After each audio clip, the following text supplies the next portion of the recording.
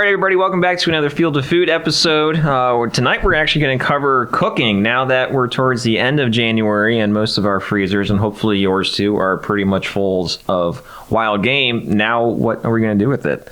So I'll start with some of our favorite recipes, and we don't get too complicated. I know some of the videos we have here on YouTube where you're using pheasant for some Chinese, or we do some extravagant cooking with some of our stuff. But honestly, the simple stuff, the ground, we use it for Italian all the time, and that kind of stuff is just your everyday. It's a Wednesday. Let's cook a meal stuff. So I think that's what we're gonna roll with.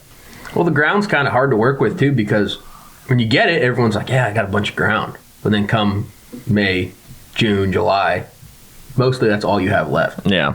And you're like, I've ate my body weight 2 times in hamburgers. Yeah. I don't like meatloaf that much. What do I use this ground meat for? and if you don't get a deer every year, or you only get 1 or 2, the first thing that you're going to want to eat is the backstrap. Oh, I feel like that's what 90% of guys eat fastest. I've actually held off this year. I haven't touched a lot of my backstraps yet. I've been tearing up the ground pretty heavy. Yeah. I want to save my backstraps for the later part into the summer. So I can, instead of just trying to be like, well, I guess we'll make burgers again, or I guess we'll do this, I can cook up steaks and do back straps and stuff. Yeah, that's fair. I mean, we normally kind of hoard our back straps. We always give our tenderloins away. We don't ever keep those. Shame on you. I know, and I've gotten that so many times, but it's one of those things that I enjoy other cuts so much more as compared to the tenderloin, that I would much rather give it to somebody who actually enjoys it more than I do. That's fair. And it's kind of a nice gesture, like, hey buddy, here's a good cut of meat. I appreciate you. Or like a guy's at work, I'll give him some food sometimes. You're like, hey, you're doing a great job. Here's some venison. See, usually for me, if I give meat to people and they don't have a lot of experience, they'd never tasted it, they never had deer meat, they only ever cooked it a couple times, I'll give them ground. I'm like, well, I'm not going to give you a chunk of backstrap and then you screw it up and you're like, oh, deer meat's disgusting. Like, it's hard to screw up a hamburger. Yeah. You can cook a hamburger. Yeah. You can, like, this will get you on the way to be like, oh, I want to try something different. So that's usually what I give out as ground. So do you guys have any reservations with cooking venison, ground venison, like a medium rare? No, I don't. I like mine. I like mine a little bit, not red on the inside, but I don't like it super well done. Yeah, same. Medium. Yeah, I would medium. say. Medium well at the most. So when you guys are making hamburgers, because I've heard a lot of guys complain about this on the internet, when they make a venison burger, like it falls apart. What are you guys using for a binder? Brown sugar. Brown sugar? Holds it together, gives it a nice sweet flavor. Okay. Well, it depends. So like we cut them up ourselves, we don't add fat. If we used to take them to a processor, we throw beef fat in it. The beef fat it binds super great. But now that we do it ourselves, we don't add any fat to it. I've learned brown sugar and like a little bit of like an Italian breadcrumb. Yeah. Makes for a good burger. Yeah. Good sweet burger. I don't make big, thick patties. Thin. I smash them. Yeah, same. Smash them. You can get 2 or 3 patties on a burger. Everyone seems to like them way better. And that's what I use for a binder. It can be messy depending on you can put too much brown sugar in it. Mm-hmm. And I like brown sugar. I like the way it tastes in my burger. I like a sweet burger, so I'll put a good amount in it, and then you just have this glue residue all over your spatula and your grill when you're done. You're like, what do I do? Yeah. we don't typically use a binder. We do add pork fat to our ground, though. It's normally 80-20 for if it's going to be for just straight ground, but if we're going to do sausage, we'd go to that 30%, just because when you eat a piece of sausage, you want something bouncy, you want something real fat and juicy, and you just can't get that from that sausage venison. we made this summer out of those pigs. Mm-hmm. I went heavy on. I think I went a little too heavy on the ratio. Did you? Yeah, it's pretty fatty. Yeah. But I mean, those pigs had really good fat on them too. Yeah, it's silky. So we had a pig hunt back in August, right? Was it August? August. Summertime sometime. How's that? And so we got the fat off of that, which I planned on using for ground during bow season and here and gun season, but you made it straight with the... Made sure. I saved a little bit of fat to give to my dad. He cut his burger with it. But it wasn't nowhere near 80-20. It was probably 90-10. Yeah. And even he was like, yeah, it's good sweet fat. It holds together nice. It's got a good flavor. Very silky. Yeah. It's a smooth fat. It's really good. It fries super nice. Yeah. I put a chunk in the frying pan when I was cutting it up, and it just melted just melted beautifully. It is a nightmare to clean up during the butchering process, though. Oh, yeah. Because when that fat got to room temperature, like there was no amount of paper towels that was taking it off the table. Like I went through a whole roll on that butchering table over there. I swear it was awful. I just broke down, took mine outside, sprayed it off with the hose, scrubbed it with a heavy brush. Smart. And some good degreaser. I was like, I did the same thing. I was going through Lysol wipes like I were going out of business. All right, so what about steaks? I mean, I like them rare. Rare? I like a rare steak. Not a lot of seasoning on it, salt and pepper, and then I'll fry it in oil and butter. Now, when you cook a backstrap steak, are you going to butterfly it, or are you cooking it as the whole round? I have both. Well, no, I don't keep the round. I never really got into that. I've tried a few times, just not really. I'm not a huge fan.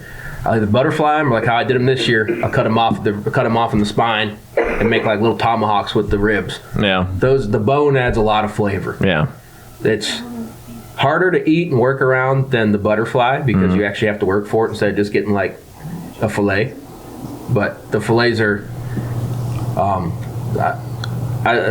if I had to do it again, I probably wouldn't do the entire deer that way. I'd probably do half of it. Yeah. The way I did it. Just a select. Yeah. Yeah. But I like the butterflies over that, and like I said, the whole chunk, like cooking like a 5-inch chunk. To me, it's I'd rather eat 4 butterflies than one big ass chunk. Yeah.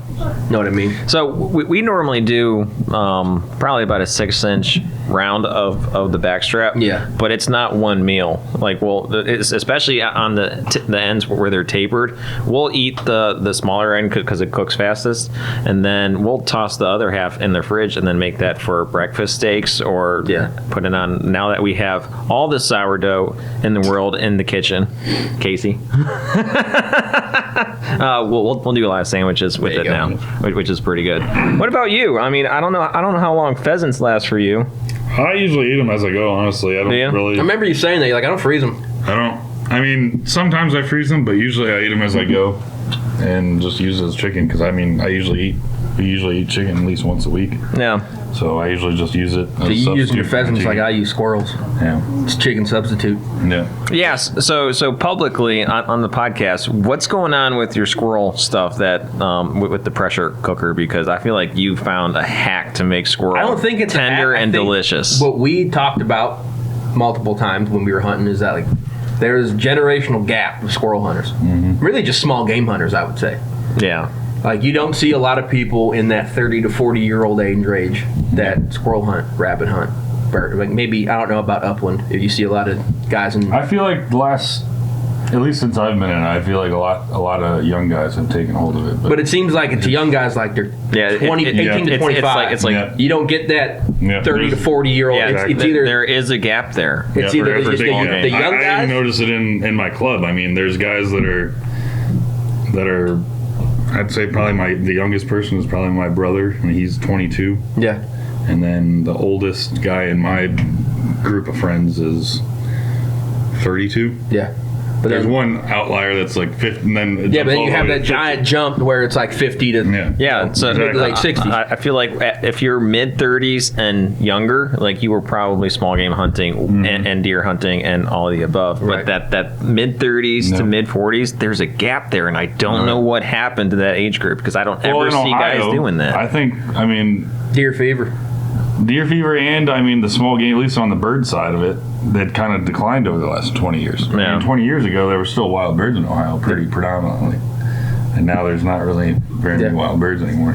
Well, I get you said like the secret. I don't think it's a secret. I just don't think it's. I think it got lost in that generational gap. Yeah, I think there's something that happened instead of parboiling a squirrel for 2.5 hours trying to make it fork tender, you can throw it in a pressure cooker for 15 minutes and it's ready to go. Yeah. So, which is the original topic.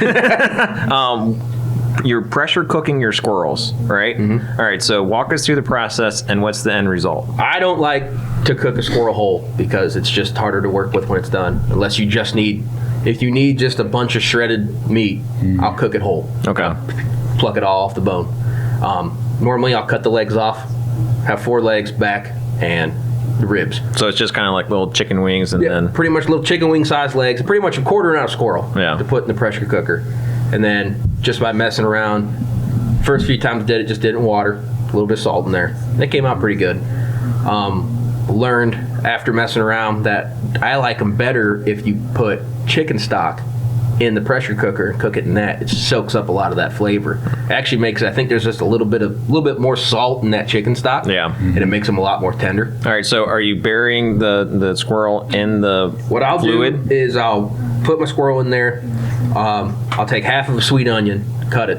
I won't shred it. I'll just cut it in half, peel it, put it in there with it. Okay. Cover everything up with chicken stock. Okay. If I want it off the bone, 20 minutes. All right. If I want it whole, where it's tender, like I'm eating chicken wings, I'll do 10 Okay. minutes. And then I can finish those off in the oven to give a little bit of like a crust to them, a little bit of crisp. Yeah. And they're beautiful. Just perfectly They're tender. perfect. And you're seasoning it with Parmesan. I'll do garlic sauce. Parmesan. I'll do like a hot ranch. I'll do mango habanero. So anything that you go to a wing joint, that is going to apply to the squirrel. Whatever you can make a wing taste like, you can make a squirrel taste like. All right. And like I've tried deep frying them after the pressure cooker. It's good. I'm not saying it's bad. I can eat more of them or not. Yeah. So I tend to not deep fry them anymore. Yeah. The breading. That's fair. Bread and plates. Squirrel doesn't. But I'll use squirrel like you've had it, buffalo chicken. I'll use squirrel in that. I'll make wings with them. I just made squirrel noodle soup the other day. Squirrel dumplings. My dad makes a squirrel pot pie. There's 1,001 ways to cook a squirrel, make it taste like you're not eating a squirrel. Yeah. The best way I can describe it to someone who's never had it is dark meat chicken. Is what it is. Agreed. And I feel like a lot of people get turned off from squirrel because the first time and probably the only time that they've ever had it and wind up saying I don't like it is because it was chewy and rubbery. Most times what people do is they'll kill a squirrel, Nick, and they'll cut it, they'll skin it, they'll get everything they need to do, and they'll throw it right in the frying pan. Okay. And they'll fry it, and they take a bite, and it's like chewing on a boot.